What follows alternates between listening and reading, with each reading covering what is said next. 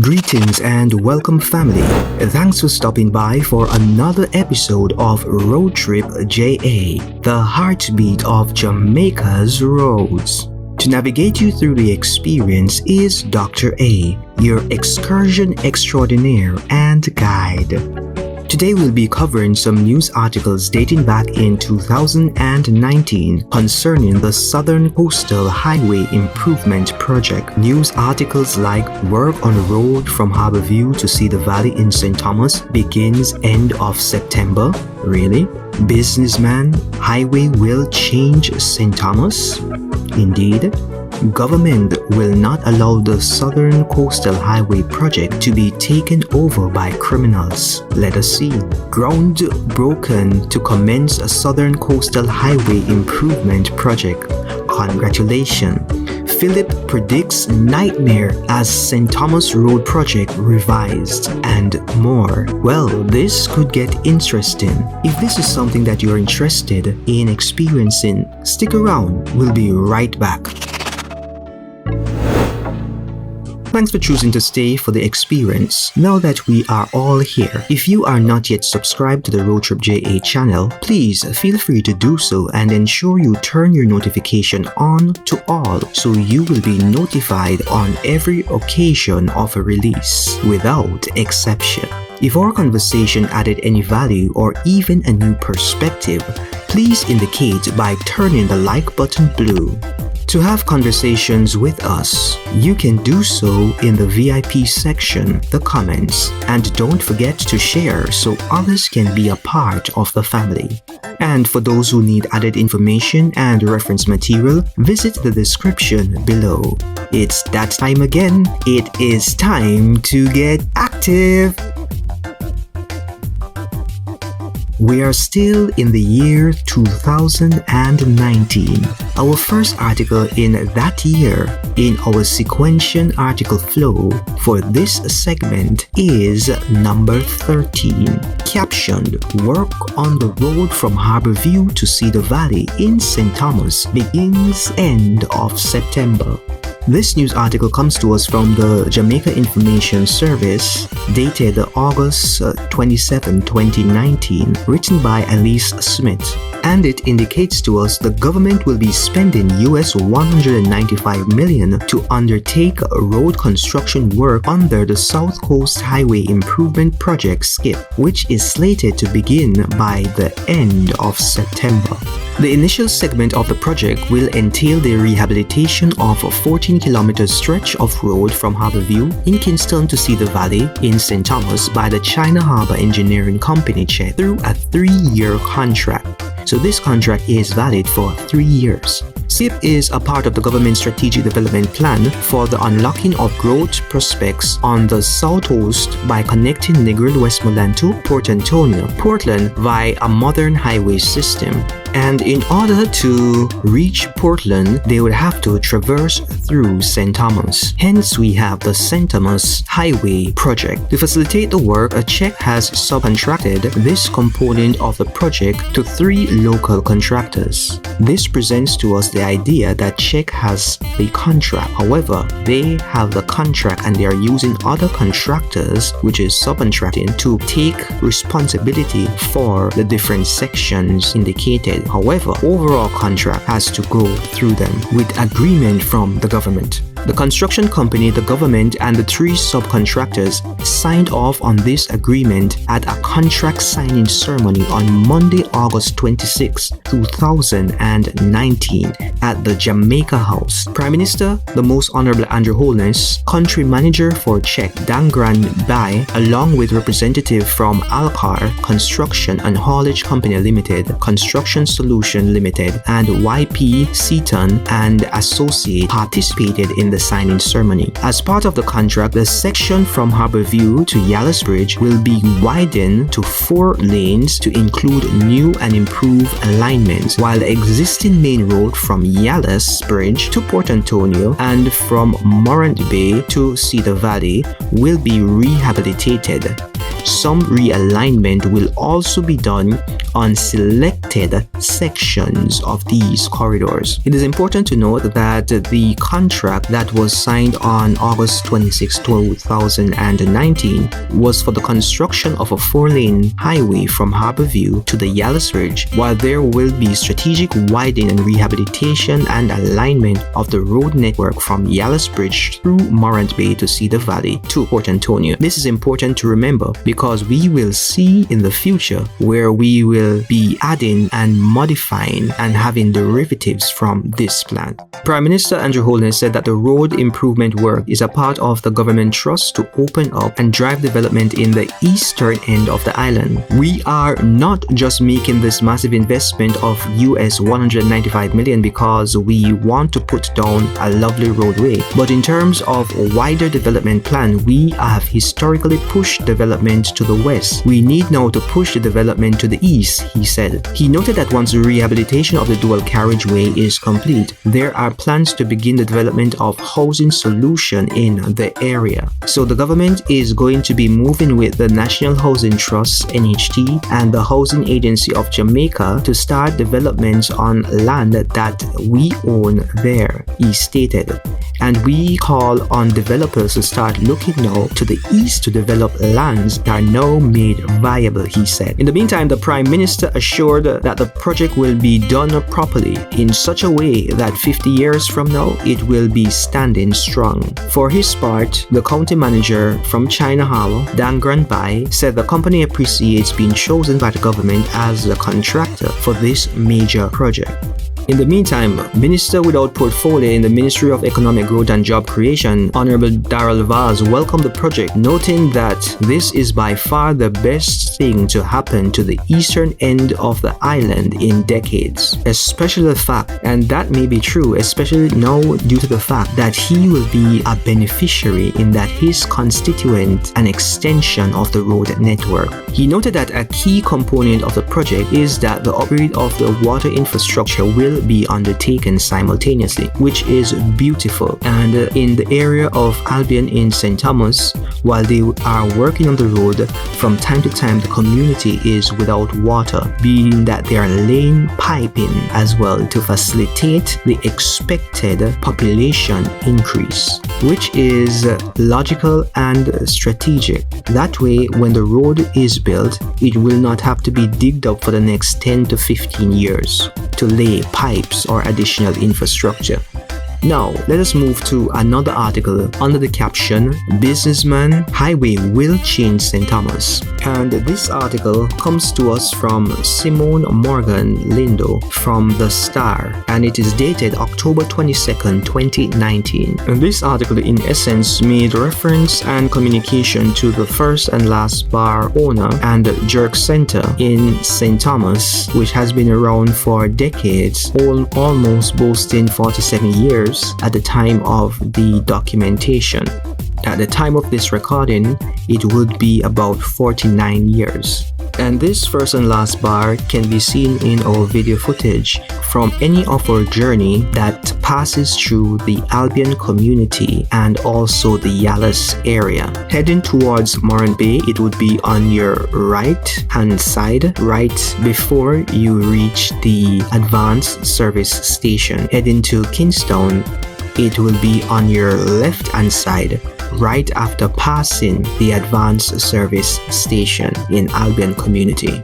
The article goes on to say that the family business is currently operated by Danette Jones, Rani, and O'Neill Kerniff, whose customers continue to make it the first and last stop for them at the end of each day. But changes is coming for the bar and the jerk center with the implementation of construction for St. Thomas leg of the South Coast Highway. Jones said they have been notified that their business will now have to be moved further backwards from its current roadside location. But the business owners believe that the change is good. And Jones went on to say that if the government wants something, then I am going to give it to them. But what Jones went on to say, if the government wants something, then I am going to give them, but with a good deal. They already came and made a survey, so I know I will have to move back my establishment. If bringing the highway will increase our property value, then I am all for it. And indeed, confirmation has been made that a deal was derived and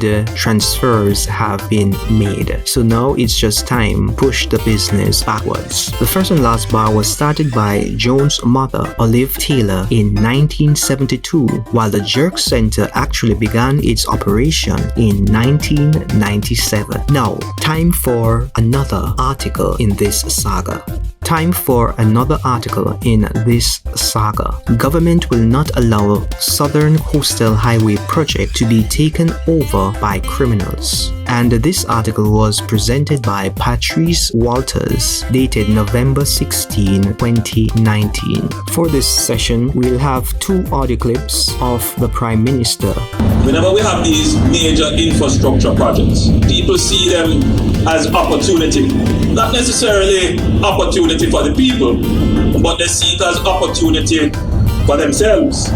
Work's delayed, work done sub-quality, substandard, extortion, overruns.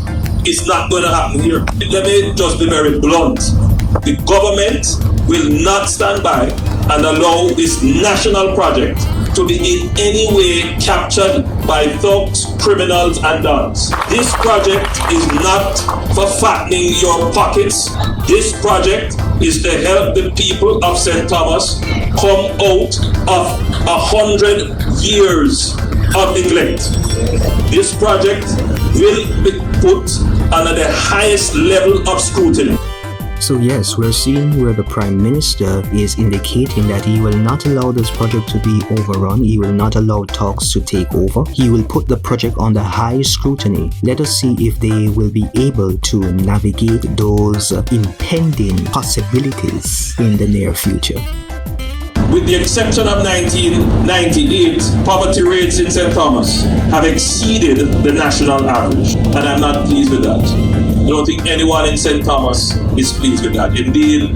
So the Prime Minister is confirming what we had indicated before, that the poverty rate in St. Thomas is quite high. St. Thomas, St. Mary, and some areas of Portland, the poverty rate is unbelievable. However, people are still surviving in those areas. People of St. Thomas have been left behind in many different ways. Educationally, they have been given substandard educational material, substandard educational infrastructure. Financially, in investment in infrastructure and businesses have been limited or restricted in the area of St. Thomas, and even road networks, they are in a deplorable condition, and so much more. That is not why we're here. Let us continue. The sentiment of the people of St. Thomas is that they have been left behind. Ever since the rebellion, abandoned by the English, governments have just not pushed development to the east, and we intend to change that.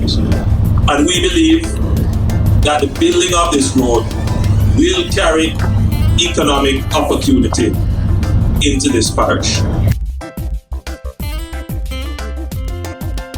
I would not call it a rebellion. What I would say is that when the people decided to stand up for themselves, to stand up for what was right, they were disenfranchised, they were exiled, for a better choice of word. So it's not the people's fault, but the governance fault why the people are in the position that they are. And if we understand history, we will realize that the English were the ones who were ruling, but with the absentee landlords that existed in this country, while the Jamaican people were working, they were working for free while they were living lavish lives in other countries. And indeed, I agree with the Prime Minister that the building of this road will carry economic opportunities, and that is exactly what is needed in the parish of St. Thomas.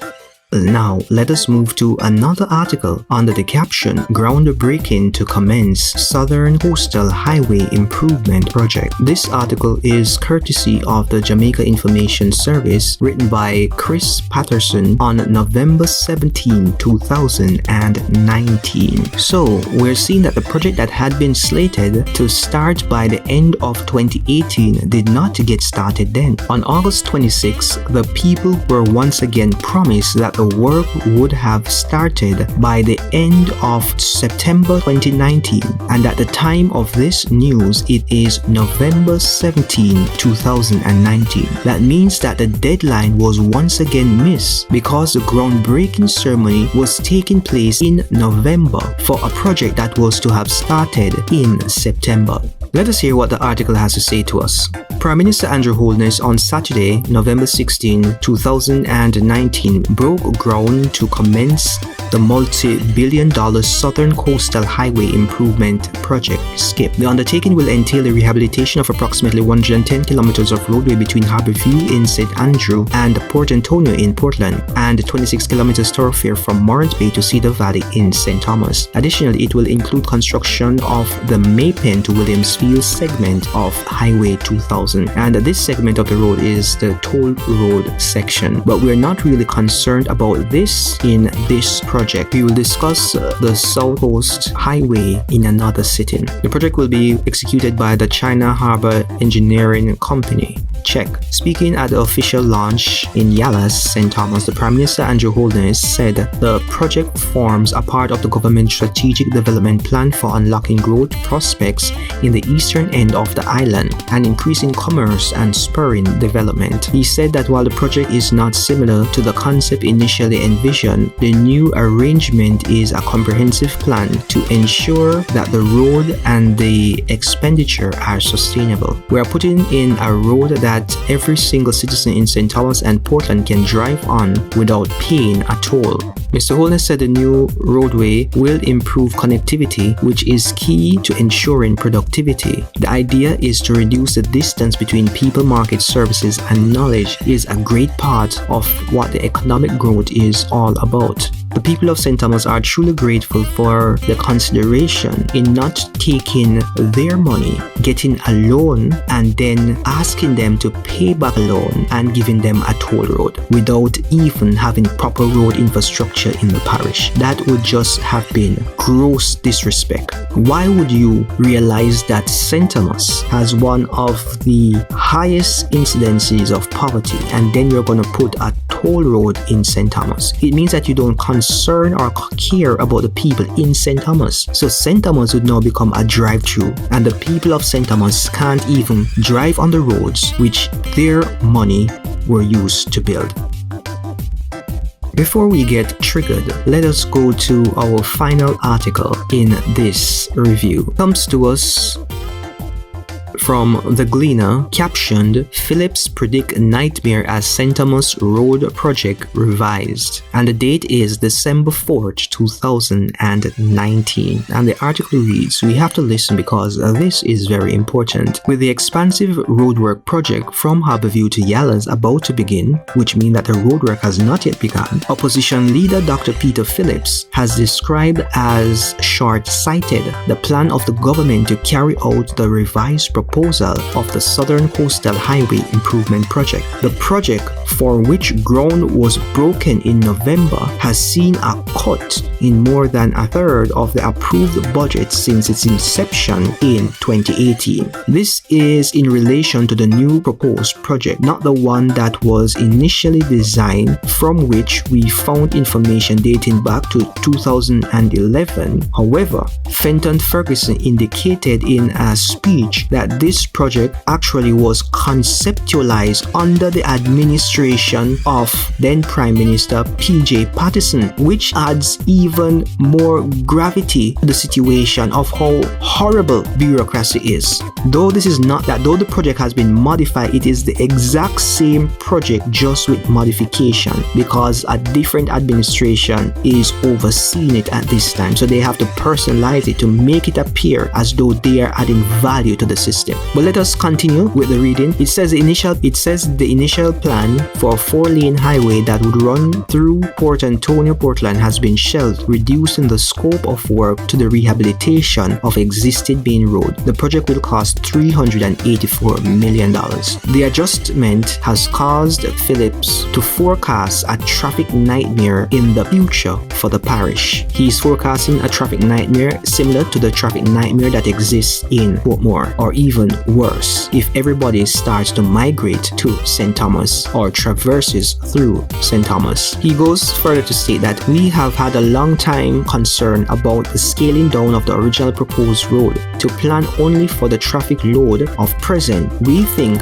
that if you are really going to unlock the full potential of St. Thomas, we should be recognizing that there is going to be much heavier traffic load, and that should be provided for from the onset. I actually agree with the proposal for the highway in its extravaganza as was proposed by the PNP, however, not at the cost in terms of amount that has to be initially paid out and the amount that is going to come out of the taxpayers' pockets to commute on the road that they actually needed in terms of tolling the road. I am not in agreement with that, though I understand the idea that the opposition has. But what I'm saying to myself, they were in power with this plan since Prime Minister P.J. Patterson, Portia Simpson Miller, who served 2 terms, and the road work didn't get started. This is quite a conundrum. This is gross negligence, if I can speak freely. And I believe that they should be held accountable for not carrying out the project that they planned. The modification to the proposal are strategic, and we have an opportunity to understand that this modification is a political play. At the end of the day, you have to realize the Prime Minister, Andrew Holness currently, and Fenton Ferguson, and members of the opposition, they are all friends. So when they are on TV, they have to present a front of tension that really and truly exists only in Parliament. Because at the end of the day, when everybody is doing their business, they are there laughing and talking on the telephone, setting up plans and designing opportunities. But that is another story. We're not here to talk about that just yet. Let us continue. Though the projection of heavier traffic may be plausible, what we need to realize is that in a few moments, we will not be driving on the roads in the way that we are accustomed to driving on them. Driving will become more efficient with the advent of electric vehicle, which will not utilize as much gas. We're going to have solar powered vehicles as well on the road within the next 5 to 10 years. We are going to have quite a bit of those vehicles. We are going to be having drone travel before 2040. People will be moving from one place in Jamaica to another place by a drone, passenger drone that we are talking about. So the road network should be sustainable for the time that we are currently in and based on projection for the future. So I don't think that we should concern ourselves too much about it. This is where we have to put a pause on our news recap and review of the development concerning the Southern Coastal Highway Improvement Project. The saga will continue, and there are more revelations and changes that are to come that you may have not known occurred. However, here at Road Trip JA, the heartbeat of Jamaica's road, it is our duty to keep you in the know. Until next time, when we will jump over to explore 2020 events, but not before a light revision of the final profound moments of 2019. You don't want to miss it. But for now, walk, drive, and fly good. This is Dr. A, your excursion extraordinaire, signing out from Road Trip JA. Peace, love, respect.